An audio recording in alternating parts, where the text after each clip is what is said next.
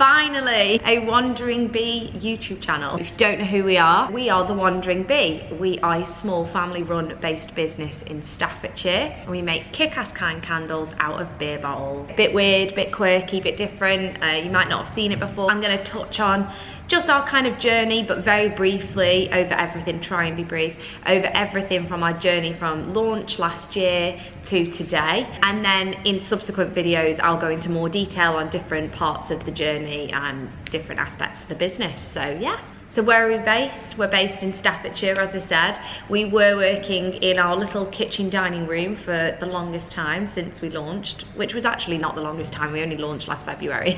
But we've been working from our kitchen diner, and then recently, I think it was end of November, we moved into this wonderful, huge space at the lovely World of Wedgwood, which I feel extremely, extremely blown away with, by, proud, amazed, just completely overwhelmed with how I ended up having a space at the World of Wedgwood. Insane. So we're based in Stoke-on-Trent. Long story short. So how did the idea come about? You know, beer bottles, candles, it's not something you would necessarily kind of put together. Without going into too much detail, as I can do that in another video, it was at the very end of 2020, it was just after Christmas, and I wanted to get out of the job I was in, and I wanted to start my own business. I sat on the sofa one day and I said, what about candles? And Josh was like, yes.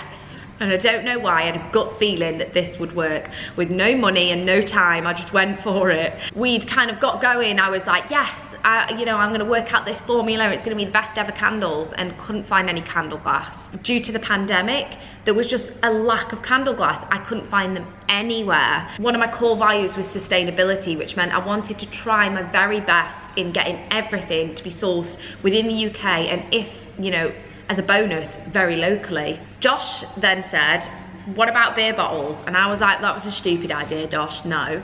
I was like, how would a beer, no, that's not gonna work. Oh, he was right. He convinced me to try it. So we got a glass bottle. We like got this little tool, it was like 12 quid off Amazon. We like scored the bottle, and it puts like a score line in, and you put the bottle under hot water and then straight under cold, and it splits in two. That makes it sound easy, it's actually really difficult. And then we bought these like sanding pads, and we hand sanded it down so it was nice and smooth and not sharp. We were like, that looks sexy. We found a brewery locally, Staffordshire Brewery, which is in Leek. We contacted them and they were able to provide us with the beer bottles, so it was bonus because it was like round the corner from us, so super local. It was just ideal. Let's run with this. What a great idea. Let's go get these beer bottles, let's split them, let's grind them, let's fill them with candle wax.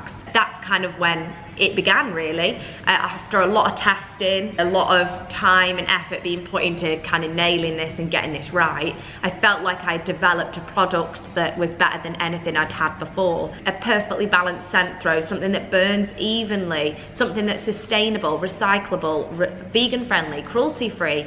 I was just like, why aren't all candles like this? After doing a lot of research, I found out that a lot of candles are really bad for you and you shouldn't be burning, and I wanted to do something bigger and better, and that's kind of how this began. When it came down to the practicing and the testing, wow, we underestimated how much hard work would go into grinding down bottles. When we first began, we were only able to do at a push 7 an evening. We're now able, we've got a member of staff now, and we're now able to get 100 roughly a day. That's a push. I mean, 100 is a lot, like that is, we are pushing if we do 100, but consistently between 60 and 70 a day if, you know, we've got our full team in helping. By full team, that sounds like there's loads of us. It's me and Jenny, Josh, my partner, who is the co-founder, and my daughter Callow, she's 3.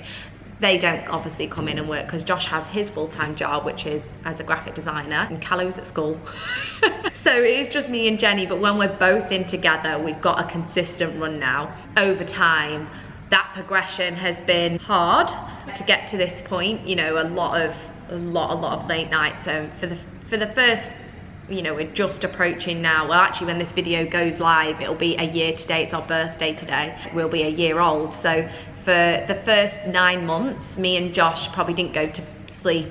Probably 5 nights out of that 9-10 months we went to sleep before 2. That sounds like I'm exaggerating, I'm really not. We stayed up every single night just grinding down glass. I cried a lot but it was working, so I kept going. I can go into that, as I say, in another video, but today we've gone from hand sanding to now a piece of machinery which is just in the corner over here that actually is made for the job, which is great. So while we're practicing, we're testing, I'm developing a recipe, I'm learning how to sand glass and split glass. We had to come up with a name. So I liked the idea of having my name in there a little bit. So the bee, the wandering bee. And then the wandering part was, I'd always said to Josh that I just felt like I was constantly wandering through life, not knowing what to do.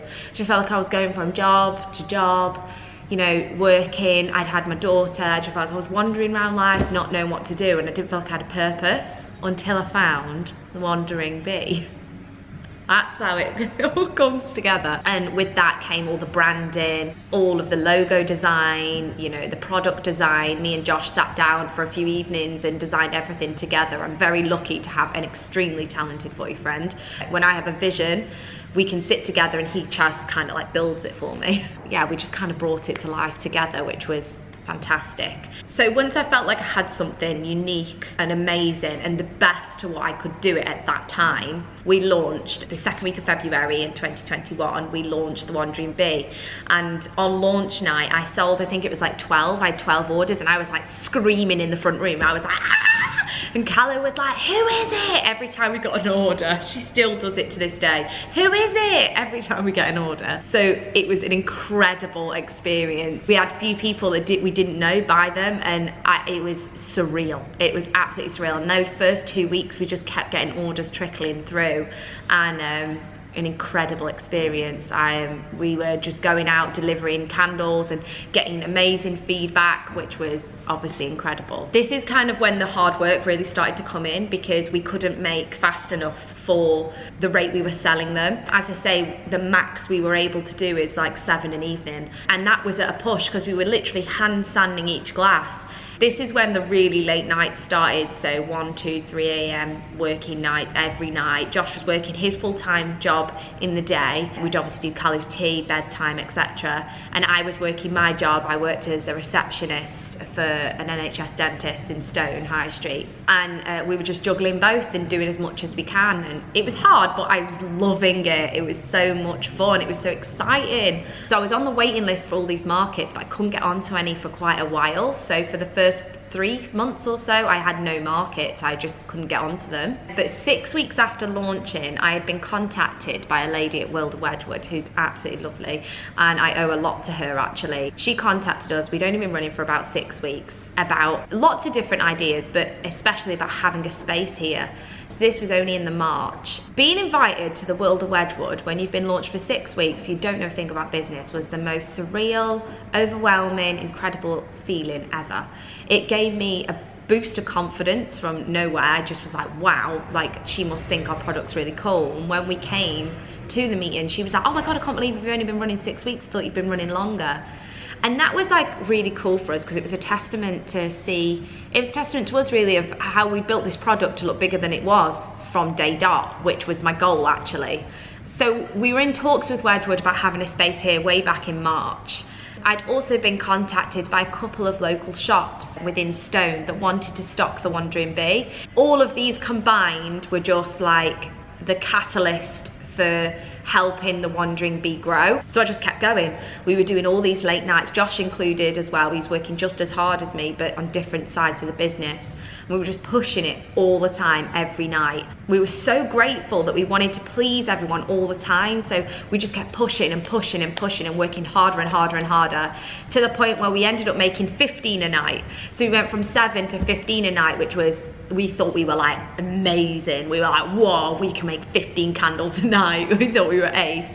And that's when the business kind of started to turn over more revenue, because we were able to obviously push more and grow our community more. So now the events come into play. So we started doing events, making bespoke products, starting markets, and this was about 3 to 4 months after launching. We got asked to do a Hellfire event, which was incredible. We worked on Oxford Street, so we had a pop-up shop on Oxford Street in London, which was the most surreal feeling in the world. I had a little cry on the morning of opening, and the girls were all like, "Are you crying?" I was like, "Yeah." We were contacted by Josh from Sublime Barbers in Stone High Street. We owe a lot to him actually, because when we made his bespoke candle for his business, that's when we got contacted by lots of other shops. We worked with Rogue Boutique, Bronze and Beautiful, Studio K. We also began working with creative makers. Our very first one with them, they actually were at the World of Wedgwood. They were in what is now Josiah & Co, and they did a pop-up shop for 6 weeks. When creative makers left the shop, that turned into Josiah & Co. We ended up being a stockist of theirs and staying with them.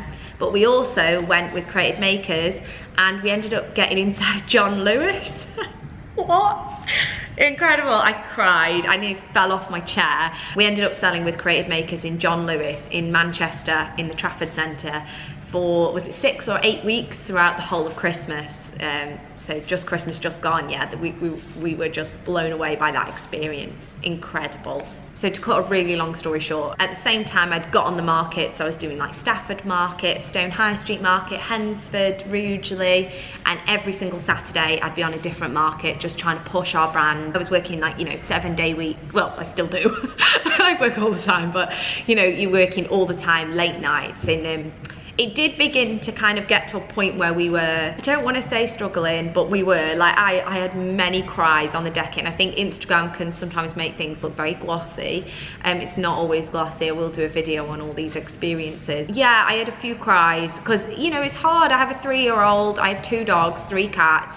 Josh has his full-time job, and this was kind of dominating everything. And as exciting and as amazing as it was exhausting, and I really try hard to give it everything, and it just got to a point where I think I'd reached burnout. I have not missed one day of posting on Instagram. I've posted every single day for an entire year since launching. I really hyper focus on things, and this is one of those things that, you know, I was gonna make work. So yeah, ups and downs, but we're here and it's great and I love it. When we launched our autumn range in the October and we knew we were signing for this space, this is when I would say the business really started to take off. Our community really kind of, they're just incredible. I know every small business or business would say that their community is the best because they feel like it is. Well, I feel like that with our business. Like every time, they just show up every single time. You know, when we launch something, like everyone's all there, like rallying behind us, and it just feels so personal. Like I don't know my customers personally, but I feel like I do. It's weird but amazing at the same time. So yeah, when we launched our autumn range in the October, oh my God, it was unbelievable. I was screaming. Calla was like, what, mummy? I was like, we're sold out of all our candles. And then I think when Christmas came about was when we really were like, wow. I'm gonna be straight up, we couldn't cope. I was so appreciative of everyone. I constantly felt like I was being annoying on Instagram because I just kept saying, thank you so much, thank you, oh my God, thank you so much, because it was unbelievable experience. Really, I think that's helped grow and help us build up to where we are today. You know, we've still got a lot to grow and to do. I'm not saying we're at the end of our journey, we're literally just at the start of our journey, and our community is still also very small, but I think we just have a very loyal community. Moving into here applied a lot of pressure because obviously I've got rent to pay. I knew I needed to hire a member of staff if I was going to be here because I couldn't be here on my own, and obviously it would mean Josh taking a step back out of the business because he can't be here in the day because he's at work. It was the best decision I ever made. I absolutely love it. Even if this was short-lived and we'd stopped trading, I was so appreciative of this experience. It's incredible being here, and I will do a tour at some point. But this is when we decided to hire Jenny. So, well, we were hiring and then it ended up being Jenny. We took on Jenny, which has helped our production loads. We will be looking hopefully to hire again soon, which then kind of brings us up to today. We work really hard to try and grow, develop, build on our business. We're trying to reach out, you know, to a much larger community, grow with our stockists, build that, you know, build those connections stronger, up our production. That is the one thing that we're focusing on at the moment, is getting our production to the highest, the quickest and the best quality we can provide. But yeah, I'm so excited for where the Wandering Bee is gonna go. I'm really excited for this YouTube channel to bring you on this journey and get you even more involved in the business.